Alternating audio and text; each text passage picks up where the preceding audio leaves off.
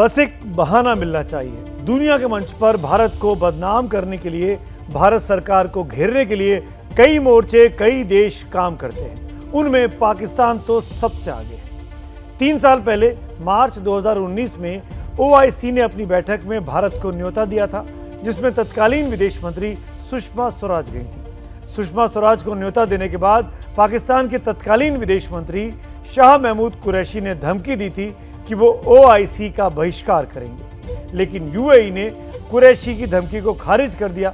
नतीजा यह हुआ कि पाकिस्तान को इस्लामिक देशों के उस सबसे बड़े संगठन का बॉयकॉट करना पड़ा और इस चक्कर में वो खुद अपनी बिरादरी में ही अछूत हो गया। लेकिन पैगंबर मोहम्मद के बहाने वो मुस्लिम देशों से पुराने रिश्ते अब बहाल करना चाहता है, भारत को बदनाम करना चाहता है। आप याद कीजिए कि 5 अगस्त 2019 को जब मोदी सरकार ने जम्मू और कश्मीर को स्पेशल स्टेटस देने वाले आर्टिकल 370 को खत्म किया, तो पाकिस्तान दुनिया के सामने, मुस्लिम देशों के सामने चिल्लाता रह गया, लेकिन किसी ने उसकी एक नहीं सुनी। इतना ही नहीं, UAE ने तो PM मोदी को अपने सर्वोच्च नागरिक सम्मान ऑर्डर ऑफ जायद से सम्मानित भी किया। बहरीन ने PM मोदी को किंग हमद पुरस्कार से नवाजा। वैसे तो अमेरिका खुद को भारत का दोस्त बताता है, लेकिन जानकार मानते हैं कि अमेरिका भी खाड़ी देशों की भारत को लेकर तल्खी का फायदा उठाना चाहता है। बाइडेन प्रशासन भारत और रूस की दोस्ती से नाखुश रहता है। उसने कभी खुली धमकी देकर तो कभी मानवाधिकारों के बहाने भारत पर दबाव बनाने की कोशिश की। उसके सालाना धार्मिक स्वतंत्रता रिपोर्ट में भी भारत की कड़ी आलोचना की गई है। नूपुर पर सबकी जुबान चलती है, लेकिन जब भारत पर आतंकवादी हमला करने की धमकी अल कायदा देता है तो सबकी जुबान पर ताला जड़ जाता है। अब तक, जी हां, अब तक जब मैं आपसे बात कर रहा हूं, किसी भी खाड़ी देश, किसी भी मुस्लिम देश या अमेरिका ने अल कायदा की इस धमकी की निंदा तक नहीं की है। आप दुनिया के तमाम उदाहरण देखिए तो समझ में आएगा कि मुसलमानों को लेकर भी मुस्लिम देशों की सोच बहुत सिलेक्टिव रहती है। वो इस्लाम के नाम पर चुप्पी साध लेने में ही बेहतर समझते हैं। इसीलिए कुछ ऐसी फिगर्स आपके सामने रख रहा हूं, ऐसी बातें आपके सामने रखता हूं जिससे इनकी पोल खुलती है। मुस्लिम देश चीन में उइगर मुसलमानों की दुर्दशा पर खामोश रहते हैं। क्यों? म्यांमार में रोहिंग्या मुसलमानों की बेहाली पर यह मुस्लिम देश क्यों कुछ नहीं बोलते? पाकिस्तान में आतंकवादी हमले में बेगुनाह नमाजी मस्जिदों में मारे जाते हैं, तब भी ये लोग कुछ नहीं बोलते हैं। हिंदू देवी देवताओं के अश्लील पेंटिंग बनाने वाले मकबूल फिदा हुसैन को अपने देश में शरण तक दे देते हैं। कतर ने उस वक्त हुसैन को अपने देश में शरण दी थी और इन देशों ने किसी ने भी आलोचना नहीं की थी। और कश्मीर में जब अल्पसंख्यकों की, खासकर कश्मीरी हिंदुओं की टारगेट किलिंग की जा रही है, तब ये मुस्लिम देश चुप्पी साधे बैठे हुए हैं। ये सिलेक्टिव सोच बहुत खतरनाक है। ये सोच हिंदुस्तान में भी कुछ धर्मगुरुओं की है। इसी सोच के तहत मौलाना तौकीर रजा अल कायदा से अपील करते हैं। जी हां, अपील, फिर से रिपीट कर रहा हूं, प्लीज हिंदुस्तान के मामले में दखल ना दो।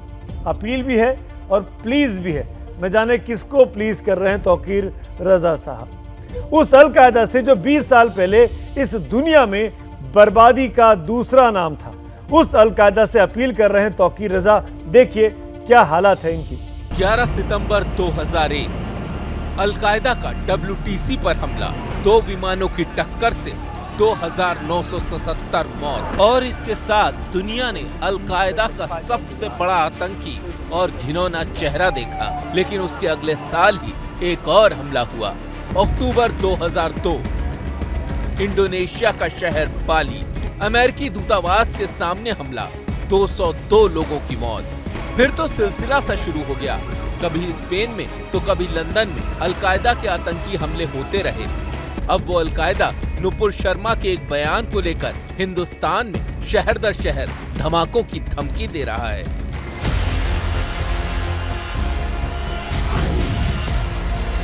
उसकी एक चिट्ठी घूम रही है जिसमें लिखा है, हम पैगंबर मोहम्मद के अपमान का बदला लेंगे, शरीर में विस्फोटक बांधकर धमाका करेंगे, दिल्ली, मुंबई, यूपी और गुजरात में भगवाधारियों का अंत करेंगे। हमारे पैगंबर ने हमें गज़वा-ए-हिंद के बारे में बताया। हम भारत के शासकों की मौत और तबाही की लहर लेकर आएंगे। अब देखिए कि हिंदुस्तान के बेटे बेटियों को मौत के घाट उतारने की धमकी देने वाले अलकायदा पर हिंदुस्तान के मुस्लिम धर्मगुरु तौकीर रजा कितनी नरमी से पेश आ रहे हैं। और मैं उन लोगों से भी ये अपील करता हूँ, उन आतंकवादी संगठनों से भी हमारे घरेलू मामला में दखल देने की जरूरत नहीं है, और उन तमाम हुकूमतों से भी कि ये हमारा घरेलू मामला है, हम मजबूती से इस मामले की लड़ाई लड़ रहे हैं। जहां अपील करनी चाहिए वहां दंगा भड़काने वाली बात करेंगे, और जहां हिंदुस्तान के लिए खड़ा होना चाहिए वहां जुबान लड़खड़ाने लगती है। लेकिन बीजेपी के मध्य प्रदेश वाले गृह मंत्री भी अलकायदा को कायदा और फायदा सिखा रहे हैं।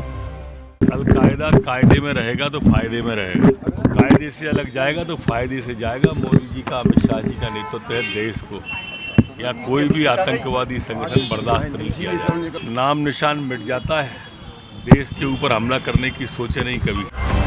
अलकायदा से निपटना कोई शायरी नहीं, लेकिन हर गंभीर मुद्दे को सड़क छाप बयान में बदलने वाली राजनीति शायद इसकी गंभीरता को समझना नहीं चाहती। तभी तो मरा हुआ अलकायदा जहर छोड़ने लगा है।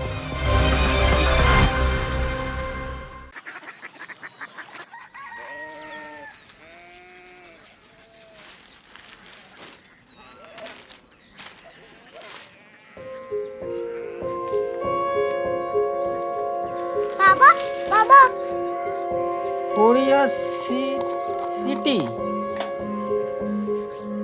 जानी ना।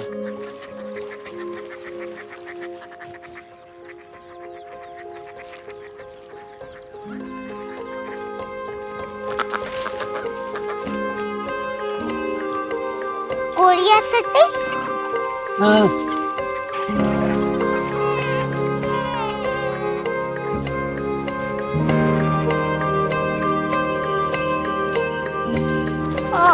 कोरिया सिटी कहाँ पे है? शहर अंग्रेजी लगे हैं।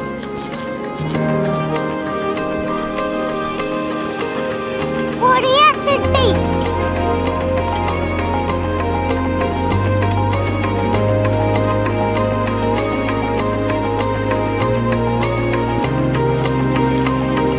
वो बहुत दूर है।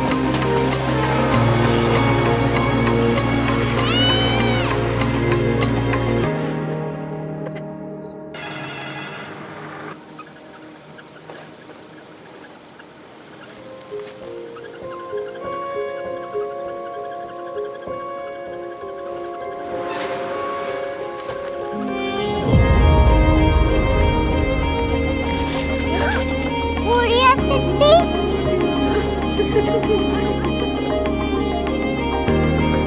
दुनिया को कुछ लोग बड़े होते हैं। कोरिया सिटी कहाँ है? प्रोफेसर साहब को पता होगा।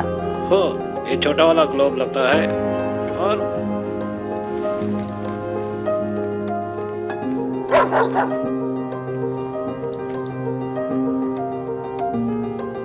पता नहीं, मेरी बेटी से जाके मिल लो, शायद उसे मालूम हो।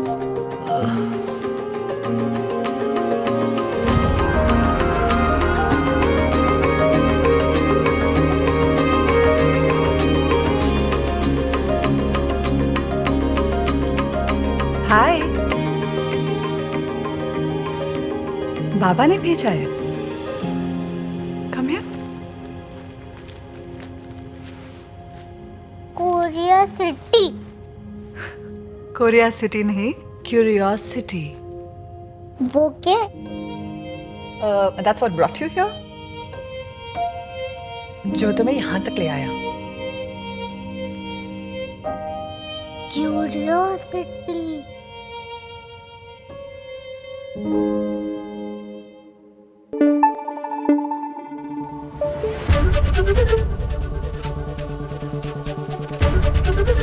एबीपी न्यूज आपको रखे आगे।